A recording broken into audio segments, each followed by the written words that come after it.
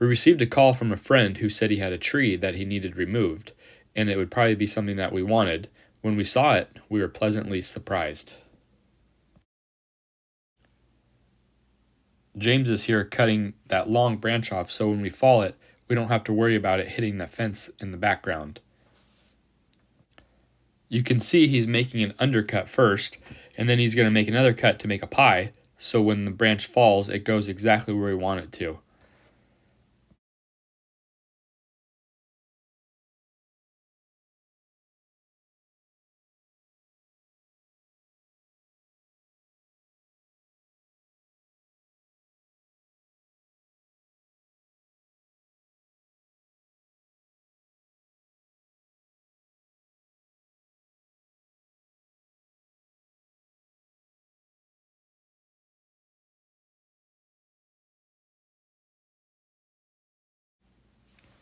We've got the chain up high in the tree, and I'm putting tension on it with the skid steer while James cuts the pie.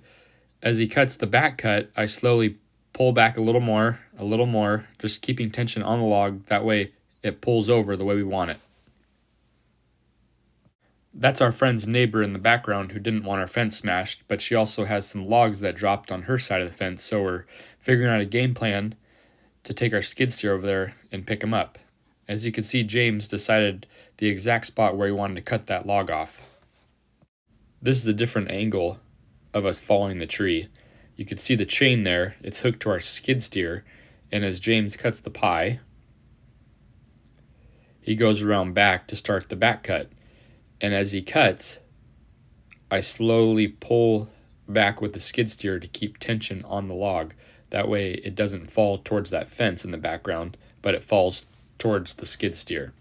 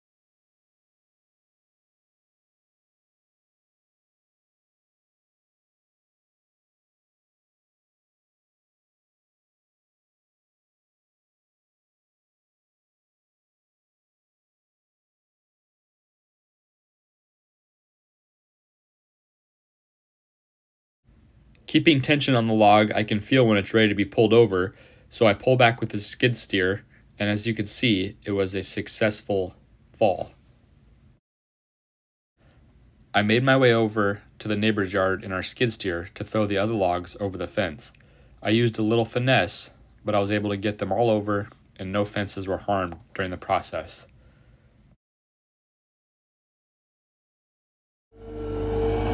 Now it's time to load the logs to take them back to our sawmill. We load the big logs first and then fill out the trailer with the smaller logs.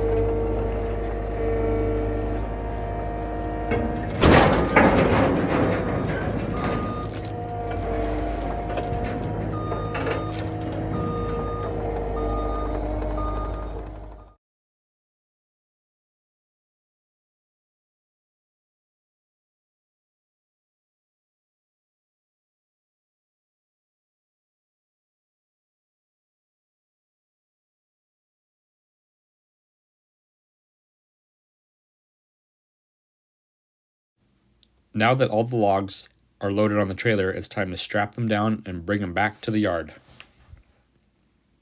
There's going to be some really pretty wood inside of these logs, and we can't wait to mill them up and show you what's inside. Now that they're back to our yard, it's time to put them on the sawmill and see what's inside. That's pretty good right there.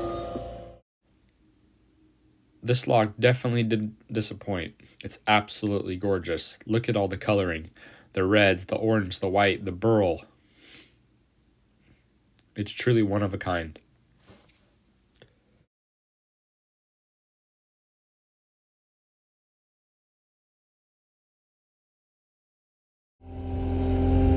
Now that the top is cut flat, we flip it over so we have a stable base to cut all the way down.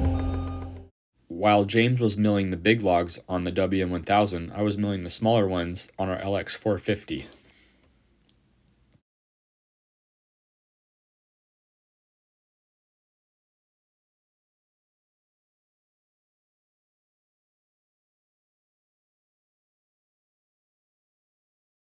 When cutting burl, I cut really slow because of all the knots and burl eyes. You don't want any deflection. As you can see, even the small logs didn't disappoint. They have absolutely incredible color, grain, burl, figure, and the edges are just incredible as well. Now that the logs are milled, we stacked and stickered them on a pallet, and we will let them air dry for a year before we put them into the kiln. We can't wait to see what our customers make out of these incredible pieces.